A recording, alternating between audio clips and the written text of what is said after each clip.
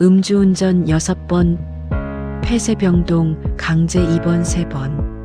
나는 매일 새벽 눈을 뜨자마자 소주부터 들이붓던 20년 차 알코올 중독자입니다. 모두가 의지 부족이라며 포기했던 나의 인생을 180도 뒤집어 놓은 건 하나의 사건 때문이었습니다. 지옥 같은 밑바닥에서 기적처럼 살려낸 충격적인 진실, 지금 바로 공개합니다. 구독과 좋아요 눌러주시면 새로운 사연을 가장 먼저 들을 수 있습니다. 이야기 시작합니다. 새벽녘에 눈을 뜨는 순간 생각나는 것은 단 하나. 그것은 바로 소주였다. 얼마 전부터 입안은 헐고 혀는 부었으며 손끝은 끊임없이 미세하게 떨리고 있었다. 손을 쥐었다 폈다. 다시 쥐었다. 알코올 중독은 몸이 먼저 기억하고 있었다. 42살의 김영진이 매일 아침 눈을 뜨는 방식은 이랬으며 몸은 오직 알코올만을 원하고 있었다. 방 한쪽 구석에는 소주병 3개가 굴러다녔다. 어젯밤의 흔적이었다. 몇 병을 마셨는지는 기억나지 않는다. 5병이었는지 7병이었는지. 소주 한 병을 비우는데 걸리는 시간이 해가 갈수록 짧아졌다. 처음에는 안주를 집어먹으며 천천히 마셨는데 어느 때부터인가 그냥 들이붓게 됐다. 빈속에 아무 생각 없이 그냥. 목적은 오직 하나였다. 의식이 흐릿해지는 그 경계까지 빠르게 도달하는 것. 거울이 없어서 다행이었다. 거울이 있었다면 자신의 얼굴을 봐야 했을 테니까. 문 밖에서 어머니의 발소리가 들렸다. 가볍고 조심스러운 발소리. 64세 어머니가 새벽부터 파출부 일을 나갔다 돌아오는 발소리였다. 그 발소리가 방 앞에서 잠시 멈췄다. 영진은 숨을 죽였다. 발소리는 잠시 후 다시 부엌 쪽으로 사라졌다. 아들 방 앞에서 매일 그 짧은 망설임을 반복하는 어머니를 아들은 매일 숨을 죽이며 피하고 있었다. 두 사람 모두 그것이 어떤 형태의 슬픔인지 이름 붙이지 않고 살고 있었다. 그가 사는 집에서 동네 슈퍼까지는 걸어서 5분이었다. 그 5분이 영진의 하루에서 가장 생기 있는 시간이었다. 발걸음이 자연스레 빨라졌다. 슈퍼마켓 사장은 고개도 들지 않고 카운터 아래에서 소주 2병을 비닐봉지에 담았다. 말이 필요 없는 단골이었다. 매일 같은 시간, 같은 품목, 같은 외상. 영진은 봉지를 받아들었다. 감사하다는 말도 미안하다는 말도 나오지 않았다. 그 두 감정의 무게를 언제부터인가 내려놓은 것 같았다. 돌아오는 골목에서 그는 잠시 발걸음을 멈췄다. 담벼락 밑 누가 심었는지 저절로 난 것인지 모를 채송화 한 포기가 피어 있었다. 분홍빛 꽃잎이 아침 햇살에 반짝이고 있었다. 영진은 그것을 한참 바라봤다. 그 꽃이 거기 있다는 사실을 이전에도 알고 있었는지 몰랐는지조차 알 수 없었다. 술에 절어 있으면 눈이 열려 있어도 보이지 않는 것들이 있었다. 그는 다시 걸었다. 봉지 속 병이 서로 부딪히며 가볍게 소리를 냈다. 그의 아버지도 술을 마셨다. 정확히는 아버지도 술을 끊지 못했다. 영진이 초등학생이었을 때 아버지는 밤마다 술 냄새를 풍기며 돌아왔다. 현관문을 발로 차고 어머니에게 소리를 질렀다. 어린 영진은 이불을 뒤집어 쓰고 귀를 막았지만 소용이 없었다. 그 소리는 이불을 뚫고 들어와 몸 어딘가 깊은 곳에 쌓였다. 세월이 지나도 지워지지 않는 방식으로 나는 절대 저러지 않겠다고 생각했다. 10대 내내 청년이 된 후에도 그 다짐은 단단했다. 아버지처럼 살지 않겠다고, 술로 인생을 낭비하지 않겠다고. 그러나 26에 공장에 취직하면서 균열이 시작됐다. 24시간 돌아가는 공장, 야간조, 밤낮이 뒤집힌 몸. 퇴근 후 동료들이 권한 첫 잔이 2잔이 됐고, 한 병이 됐고, 잠이 오지 않는 낮에 마시는 한 병이 됐다. 이유는 매번 달랐다. 긴장을 풀기 위해, 잠들기 위해, 잊어버리기 위해. 이유는 달라도 결과는 같았다. 어느 날 거울을 봤을 때 그곳에는 아버지의 얼굴이 있었다. 30살의 영진이 40살 아버지의 얼굴을 하고 있었다. 그 순간의 공포를 술로 지웠다. 다음 날 아침에는 공포 자체를 기억하지 못했다. 이것이 알코올 중독이 사람을 다루는 방식이었다. 20년 전 음주운전으로 면허가 처음으로 취소되었다. 벌금은 감당할 수 없는 금액이었다. 어머니가 모아둔 돈이 사라졌다. 작은 방이라도 마련하려고 손을 트게 일해 모은 돈이었다. 면허가 취소되어도 매일 마셨다. 면허를 다시 땄다. 또 걸렸다. 이 과정이 6번 반복됐다. 6번. 스스로도 믿기 어려운 숫자였다. 그 6번 사이에 결혼이 있었고, 딸이 태어났고, 이혼이 있었다. 직장을 잃었다. 친구들이 하나둘 연락을 끊었다. 수없이 욕을 먹었다. 의지가 없는 놈, 나약한 놈, 그러니까 인생이 그 꼴이지. 그 말들을 들을 때마다 술을 더 마셨다. 비난이 목구멍을 타고 내려와 위장에서 발효되어 다시 술을 부르는 신호로 바뀌었다. 끊으라는 말이 더 마시게 만드는 이 역설을 어떻게 설명할 수 있을까?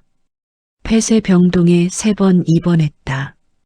첫 번째 퇴원 후 사흘 만에 다시 마셨다. 두 번째 퇴원 후에는 이틀이었다. 세 번째는 퇴원하던 날 저녁이었다. 병원을 나서는 길에 편의점이 있었다. 그냥 들어갔다. 의지의 문제라는 진단은 번번이 같았고 결과도 번번이 같았다. 비가 오는 어느 날 오후 어머니가 병원 얘기를 다시 꺼냈다. 경기도에 있는 알코올 전문 치료 병원이었다. 영진은 반사적으로 귀를 닫았다. 이미 3번이나 가봤다. 다 소용없었다. 자신은 원래 이런 사람이라는 것을 영진은 어느 시점부터 받아들이고 있었다. 그런데 그날 밤 딸에게서 전화가 왔다. 16살 딸이었다. 이혼한 전처와 살고 있었고 1년에 2번 명절 즈음에나 연락이 왔다. 그런데 아무 날도 아닌 평일 밤에 전화가 울렸다. 영진은 한참 화면을 바라보다 받았다. 딸은 아빠가 보고 싶다고 했다. 그냥 보고 싶어서 전화했다고 했다. 그 말이 끝나자 전화 너머로 조용히 울기 시작했다. 소리를 죽이면서 우는 소리였다. 엄마에게 들킬까봐, 아빠에게 전화했다는 것이 들킬까봐 참으며 우는 소리였다. 영진은 아무 말도 못했다. 오래 입을 열지 못하다가 겨우 미안하다는 한마디가 나왔다. 딸은 금방 전화를 끊었다. 영진은 한참을 그 자리에 앉아 있었다. 손에서 휴대폰을 내려놓지 못했다. 방 안에 빈 소주병이 있었는데 그날은 이상하게 그 병들이 무겁게 느껴졌다. 아주 무겁게. 무게를 느끼지 못하게 하던 것이 그날 밤만큼은 무게를 숨기지 못했다. 경기도 외곽의 알코올 전문 치료 병원은 생각보다 조용한 곳이었다. 입원 첫날 영진은 병동으로 들어가는 문 앞에서 잠시 멈췄다. 또 철제 침대에 형광등이겠지. 또 의지력 부족이라는 진단이겠지. 그런데 문이 열리는 순간 안에서 웃음소리가 났다. 복도 어딘가에서 통기타를 치는 소리도 들렸다. 서툴지만 씩씩하게 치는 소리였고 누군가는 손뼉을 맞추고 있었다. 예상과 달랐다. 처음 며칠은 지옥이었다. 금단 증상이 왔다. 손이 떨리고 식은땀이 나고 몸 안에서 뭔가 기어다니는 느낌. 잠을 잘 수가 없었다. 눈을 감으면 이상한 것들이 보였다. 그러나 이전 병원과 달리 간호사가 24시간 곁에 있었다. 가라앉을 때까지 내버려 두지 않았다. 누군가 옆에 있다는 것이 이렇게 다른 의미를 가진다는 걸 영진은 처음 알았다. 이 병원에는 강의실이 있었다. 매일 오전 수업이 있었다. 알코올이 뇌에 어떤 영향을 미치는지, 의존증이 어떤 메커니즘으로 작동하는지 의사가 조용하고 단호한 목소리로 설명했다. 강의실에 모인 환자들은 저마다의 이유로 이곳에 왔지만 듣는 눈빛만큼은 비슷했다. 처음으로 자신을 설명해주는 언어를 만난 사람들의 눈빛이었다. 알코올 의존증은 질환입니다. 의지력의 문제가 아니라 뇌의 특정 회로가 변형되는 병입니다. 영진은 필기를 했다. 오랜만에 펜을 잡고 종이에 무언가를 눌렀었다. 손이 약간 떨렸지만 한 글자씩 썼다. 의지력의 문제가 아니다. 그 문장을 쓰고 펜을 내려놓았다. 20년이었다. 20년 동안 그 말을 들었다. 의지가 없어서 나약해서 마음먹으면 되는 건데 주변의 모든 사람이 그렇게 말했고 영진 자신도 그렇게 믿었다. 내가 나쁜 놈이라서 아버지처럼 살지 않겠다고 다짐했는데 아버지보다 더 못한 놈이 됐다고. 그 자기 혐오가 다시 술로 이어지고 술이 다시 자기 혐오로 이어지는 고리가 20년째 돌아가고 있었다. 그런데 뇌의 문제라고 한다. 치료가 가능하다고 한다. 영진은 한참 천장을 바라봤다. 눈이 뜨거워졌다. 20년의 자기 혐오가 알코올 중독이 병이라는 한 문장 앞에서 천천히 균열을 일으키고 있었다. 3개월의 입원 치료 기간 동안 영진에게는 조용한 변화들이 생겼다. 어느 날 밤 눕자마자 스르르 잠이 들었다. 아침에 눈을 떴을 때 그 느낌이 너무 낯설어 잠시 멍하니 있었다. 이런 게 정상적인 수면이었다. 몸이 저절로 회복되는 동안의 고요함이 이런 것이었다. 몇 년 만에, 어쩌면 10년 만에 경험하는 감각이었다. 밥맛도 돌아왔다. 짠지를 한 점 집어 입에 넣었을 때 짠맛이 느껴졌다. 당연한 것 같지만 오랫동안 술에 절어 있던 혀는 아무 맛도 제대로 구별하지 못했었다. 짠 것이 짜게 느껴진다는 사실이 이상하게 감격스러웠다. 그리고 딸 생각이 자꾸 났다. 술을 마시면 딸 생각이 나도 흐릿하게 지워버릴 수 있었다. 지금은 그냥 생각했다. 소리를 죽이며 울던 목소리. 엄마한테 들킬까봐 조용히 참으며 울던 것. 그 기억이 이제는 도망치고 싶은 것이 아니라 어딘가로 가야 한다는 이유가 됐다. 퇴원을 앞둔 어느 밤 병원 정원의 가로등 아래로 벌레들이 맴돌고 있었다. 단순한 것들. 가로등, 벌레, 바람, 어둠. 이것들을 이렇게 오래 바라본 것이 언제가 마지막이었는지 기억나지 않았다. 술을 마시면 눈앞에 있어도 보이지 않는 것들이 있었다. 시선이 언제나 다음 병, 다음 잔, 다음 아침에 슈퍼를 향해 있었으니까. 세상은 그 사이에도 계속 있었는데 그는 20년 동안 그것을 보지 못하고 살았다. 퇴원하던 날 어머니가 문 앞에 서 있었다. 많이 늙어 있었다. 아니, 원래부터 저랬는데 영진이 제대로 보지 못한 것일 수도 있었다. 머리카락이 하얗고 허리가 굽어 있고 손이 거칠었다. 74의 손이 아니라 84의 손 같았다. 아들의 술값으로 달아버린 손이었다. 영진은 가방을 내려놓고 한참 어머니의 손을 바라봤다. 그리고 고개를 들지 못했다. 어머니는 아무 말 없이 몸을 돌려 부엌으로 갔다. 방에 들어서자 술병이 없었다. 구석에 굴러다니던 납작한 병들도 창문 틈에 끼어 있던 병뚜껑도 바닥에 말라붙어 있던 얼룩도 어머니가 치운 것이었다. 영진은 방 한가운데 서서 천천히 숨을 들이쉬었다. 방이 이렇게 넓었나? 그 공간을 가득 채우고 있던 것들이 사라지고 나니 비로소 공간이 느껴졌다. 20년 동안 그는 넓은 방에 살면서 그 넓이를 한 번도 느끼지 못했던 것이었다. 3개월 후 영진은 다시 운전대를 잡았다. 처음에는 단순 물건 운반 아르바이트였다.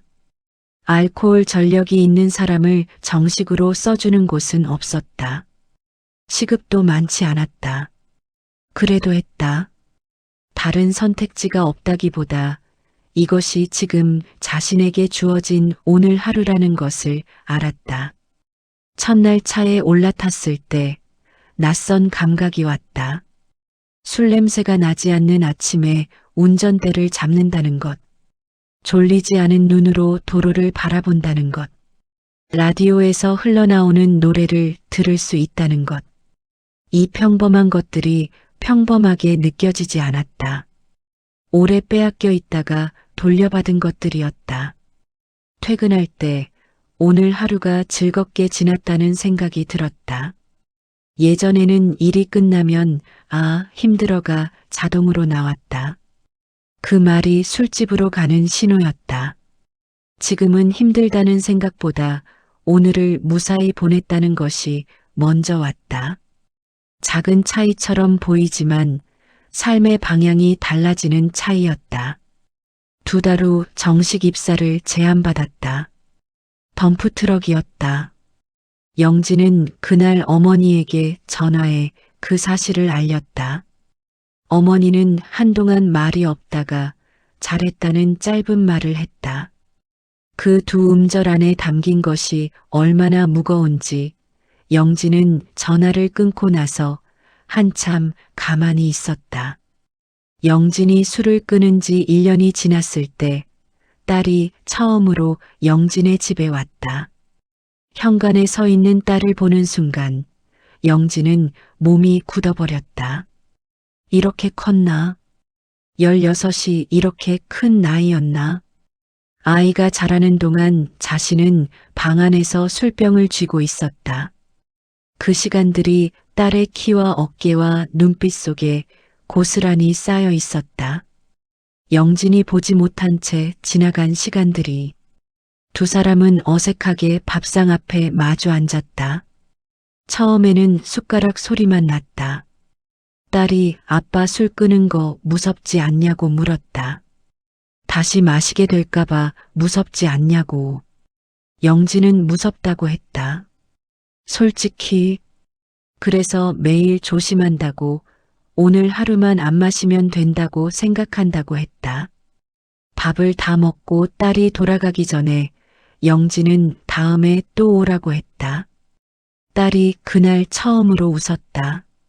어색하고 조심스러운 그러나 진짜인 웃음이었다. 영진은 그 웃음을 오래 기억할 것 같다고 생각했다. 전국의 잠정적 알코올 의존증 환자 수는 수백만 명이라고 한다. 그중 스스로 치료의 문을 두드리는 사람은 극히 일부다. 대부분은 의지 부족이라는 낙인을 혼자 짊어지고 비난을 술로 삼키고 어느 날 조용히 무너진다. 가족도 먼저 지치고 친구도 떠나고 마지막에는 자기 자신에게도 포기당하는 방식으로. 영진은 자신이 운이 좋았다고 했다. 어머니가 포기하지 않았고 딸이 전화를 해줬고 누군가가 치료를 권유했다. 어느 하나만 달랐어도 지금의 자신은 없었을 것이라고. 그것이 하늘이 주신 기회라는 말 외에 달리 표현할 방법을 모르겠다고. 사람이 사람을 살린다는 것. 술병만 보면 열이 받치던 남자가 이제는 저녁마다 딸에게 전화를 건다. 밥은 먹었냐고. 짧고 단순한 질문이지만 그 안에는 20년의 무게가 들어있다. 아버지라는 이름이, 아들이라는 이름이, 사람이라는 이름이 천천히 되찾아지고 있다. 오늘도 영진은 새벽에 덤프트럭에 올라탄다. 슈퍼 문이 몇 시에 열리는지는 이제 생각하지 않는다. 눈을 뜨면 오늘 실어야 할 짐을 생각하고 오늘 돌아올 집을 생각하고 오늘 저녁 딸에게 걸 전화를 생각한다. 그것으로 충분하다. 오늘 하루가 그것으로 충분하다.